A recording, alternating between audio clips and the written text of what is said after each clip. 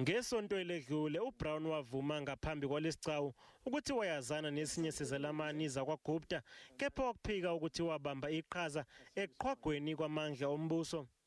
Namhlanje ubuzo ukuthi kungani kwakhangiswa isikhundla sokuba umqondisi jikelele womnyango wenkampani eyingamabhizinisi kahulumeni kabili ukuze kuqokwe uRichard Seleke. uSeleke wamiswa ungqongqoshe uPravin Gordhan ngenxa yezinsolo zokuthi wayesebenzisana nomndeni wakwaGupta. It might be that we were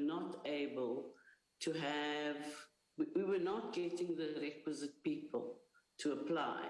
So a postgrad would be beneficial, and but a degree is what we are expecting from you. Within that meeting that we were in with the two ministers, the DG, and so on, Seleke actually performed much better. uBrown uphinde wabuzwa ngokumiswa kwezikhulu ezine ze-Eskom. The commission is not understanding that, people were, and they rightly so.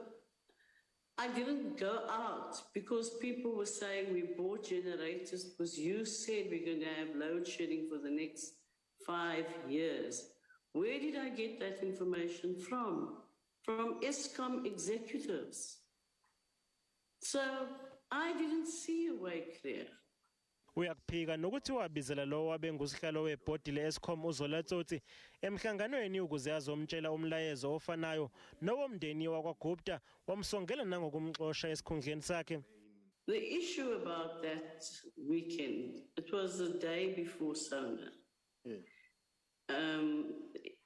The issue there is that I ticked him off for interfering in an operational matter.